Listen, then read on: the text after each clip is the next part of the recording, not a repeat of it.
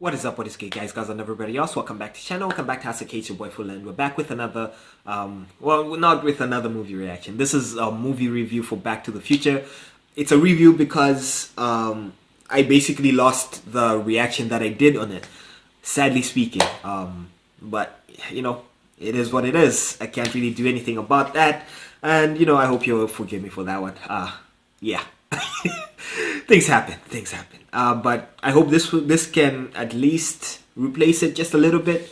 It's better than nothing. I did put out like a post on the community tab, like saying, like explaining what happened and stuff. And a couple of you actually said that it's better to just put out a review of it. So that is what this is. I'm used to doing reviews like right after the movie, right? Like at the end. Not really like a full-on review like other channels do, but just like saying what my view was and whatnot. But usually it's right after the movie, so everything is fresh. Right now, it's not that fresh. Okay, but I will try my best. I will try my best. Okay, first of all, I really enjoyed this movie. Honestly speaking, it was better than I thought it would be. It was funnier than I thought it would be. It was actually very well acted, and it was actually like the directing of it. The directing was good in my opinion. I think it was a very very watchable movie. A very very watchable movie. I understand why people enjoyed this movie back in the day, and I understand why people still enjoy it right now. Let's start from the beginning of the movie, right?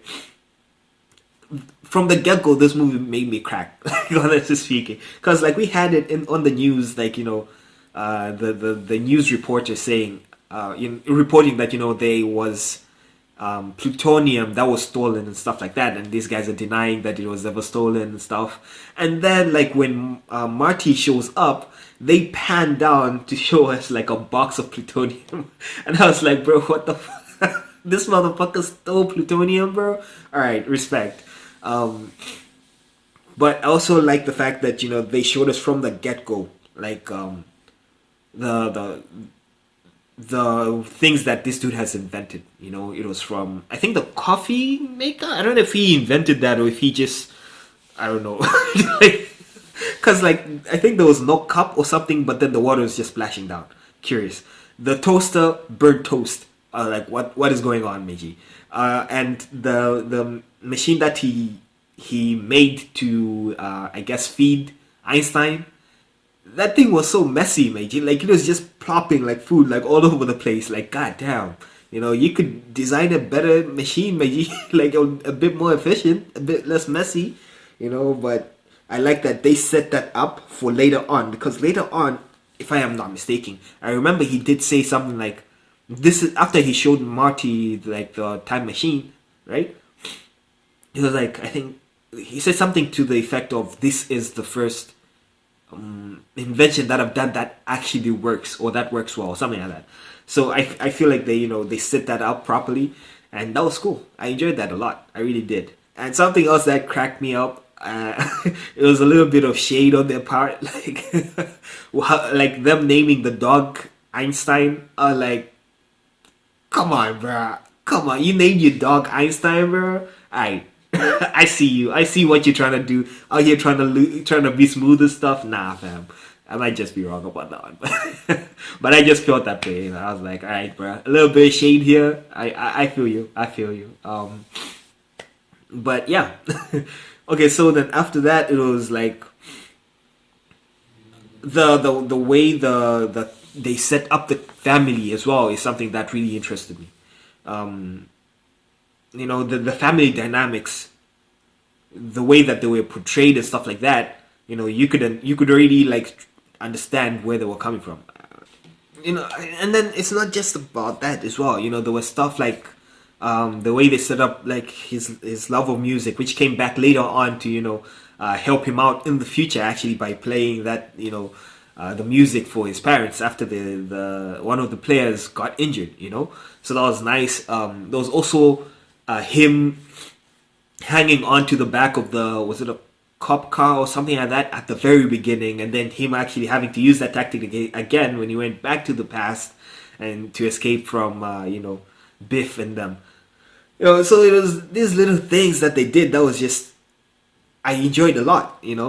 the clock tower, the mayor, and all that type of stuff. It was just great. Um, you know, so not a lot of like shows are able to actually do that. Um, the first time we saw the DeLorean, that was an amazing, that was amazing for me, honestly speaking, because I've seen that car before. I know it's an iconic car. I know it's an iconic car. Yeah, so seeing it for the first time, I was like, yeah, okay, not for the first time, but seeing it in this movie, I was like, finally, I've joined the crew. I've joined the crew. But the car does look good, though. I'll give it that. The car does look good. um, but yeah, the whole was it the Syrians, Liberians, right? That I kind of missed a little bit, Um, yeah, I didn't get that one a lot, but yeah, him showing up into the barn and in the hazmat suits and stuff like that, and scaring the shit out of these people from back in the past. That was hilarious because there's that trope about like aliens and farm and like showing up in farm areas and stuff like that, in barns and stuff like that. So I thought that was extremely funny. Even like him like meeting or trying to ask help from the couple that were in the car, right? Once he was still putting on the hazmat suit, that was hilarious. And then freaking the fuck out, that was funny.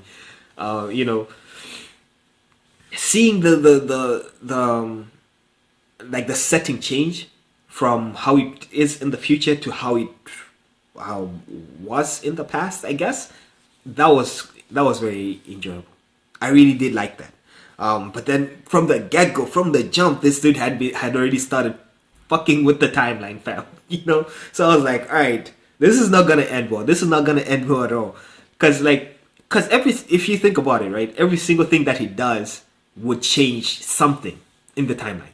So that's actually one of the few problems. I guess not really like a problem, but it's just like something that I'll nitpick. If I was being like nitpicky and stuff, I would be like, all right, well, if they really wanted to fix the timeline, right, then they would have had to go back and undo every single thing that he did, because butterfly effect. The smallest thing that he does would have had like a massive effect in the long run. Okay, this is, you can actually see it happen like in the future when he goes back, to see that his family has changed, his family dynamic has changed. His dad got a bit more confident, not a bit more, a lot more confident. He's not getting bullied by Biff anymore. Biff is actually now like working for the family, I guess, in a sense, and he is the wimp now. So that was interesting. And that was the effects, one of the effects, but yeah, so him, like the moment he chased after, no, the moment he met the mayor, right, I was like, all right, this is a major event right here. This is going to mess things up a lot. But then the curious thing is that him actually suggesting or telling him that he would be the mayor is what motivated him to become the mayor.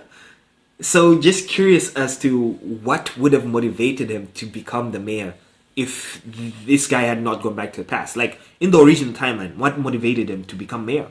Curious. And if if there was going to be some other like things that were going to actually lead to him wanting to be a mayor, right? Since those things did not happen, does that mean that some of these legislations changed too? That's just me again nitpicking, just overthinking this thing. But it's just a couple curious questions that I had after I watched the movie. I was like, all right, how would the future actually be affected with all the actions that were going on here? Finding out that this dude's dad, was a wimp from the get-go, that was sad, but hilarious too. But then finding out that this dude was a peeping Tom, and that's how his mom's dad, or his granddad basically, actually ended up running his dad over with the car, right? That's how it happened, because this dude was out there peeping,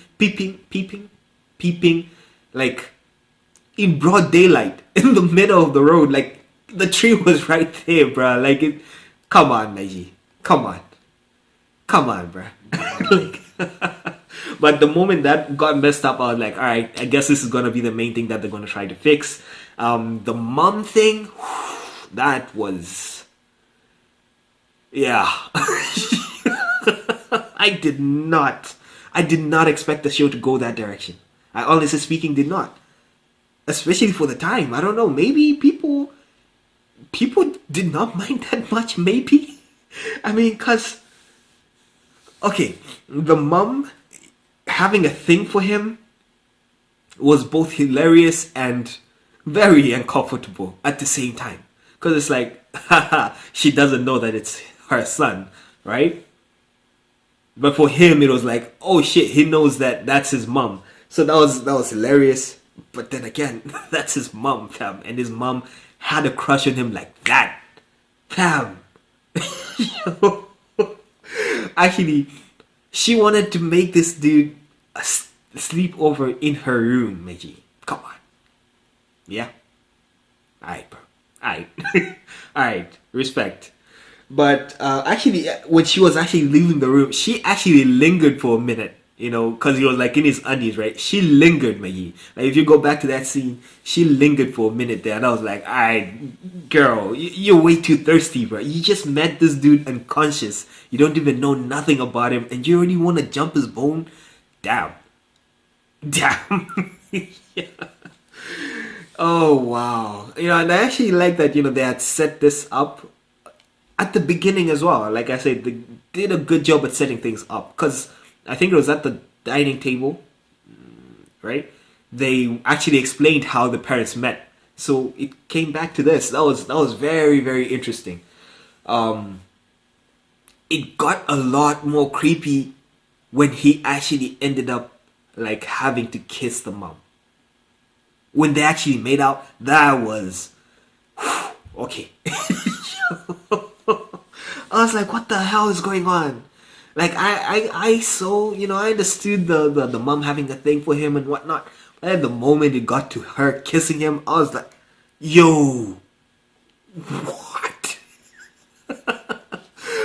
But okay, they had to, put in the whole, okay, this feels so wrong. I don't know what it is, but it just feels so wrong. It's like I'm kissing my brother or something. And I'm like, all right, fine, bro. Fine. I'll give you a pass on this one, Meiji. But yeah, they pushed it. The process of him helping his dad, gain some confidence so that he can go and ask out the mom. That was cool. That was a nice little thing. And the dude who played the dad, I forgot his name. He did it so well. Actually, all the people who acted in this acted really, really well. But him and Doc, these two, honestly speaking, in my opinion, their acting was top notch. Their acting was top notch. I really, really enjoyed it. Especially, okay, for Doc, right? There was this thing, like, about his gestures, these little things that he'll do. Like, there was this scene when the mom followed him to, I think it was like the Doc's place or something like that, right? The Doc met the mom for the first time in the past, anyways, right? And, he did this thing with his face. I was like, this is fantastic. This it just solidifies, like, this character. Because sometimes, like, you act a character just by doing exactly what was said in the script, and the character kind of, it might come out fine, but then it might feel like something is missing, like he's not like a real character. But this dude, all right, like these little gestures that he does, these little facial expressions, it just brings out the character a lot more. Even like from the get-go, when we first meet Doc, the way he comes out of the car, that just, like, it told you a lot about this dude. This dude is cookie. He like, he's smart, yes, but he's a little bit nuts somehow, bro. Like, and I just like that about this show a lot. The dad's moves also were just wow. Like, his game was so bad, fam. Like, it was wow. Yo, I've seen some bad game, but god damn, fam. Like, he was reading off a not bad. off a notepad. That game that he wrote, and he still messed it up, bro. What did he say? He say, "I'm your day." What did he say? Day. I'm your density. I'm like, what? Bro, how you go? And it's not like he said it once. Maiji kept on saying it. I think he said like 3-4 times, fam. I'm like, bro, how are you gonna mess that up? Destiny to density? How? How? Wait, unless maybe I'm mistaken. Unless maybe it was Marty who wrote those lines, but I doubt it because those lines were actually very bad, though. So, and I mean, if Marty got with Jennifer, then I mean he should have some good game. Unless she's just with him because the music and stuff. But nah, I think my G's got some good game, fam. So yeah, the dad needed some serious help, fam. Like serious help. Oh my gosh, but yeah, it was very interesting to see like how the future changed at the end of this all. It was very interesting to see how the future changed, the confidence that the dad gained simply because he actually punched this dude and knocked him out at the dance. By the way, that scene was so cringe. Like when this dude was, trying to get with Jennifer, when Biff was trying to get with her, like force himself on her and stuff like that. That was so like, god damn, this dude's a douche, fam. You know what I mean? I was like, Meiji, come on, bro. What are you doing? What are you doing? So it's just, yeah, they set him up as a douchebag pretty well, actually. I did not like this guy at all. Like there is no redeeming quality of this dude. Like none. But yeah, other than that, fam, I really did enjoy this movie like a lot. I'm glad that I finally got to watch it. I'll be doing Back to the Future 2 probably right after this. So yep. I'll try my best to put this out first and then Back to the Future 2 tomorrow. Then yeah. Anyways, I really do hope you enjoyed this review. Again, sorry for the lack of a reaction, but it is what it is. But yeah, I hope you enjoyed this reaction. If you did, please do leave a like, sub to the channel, and leave a comment down below telling me what your thoughts were on this movie. And yeah, later.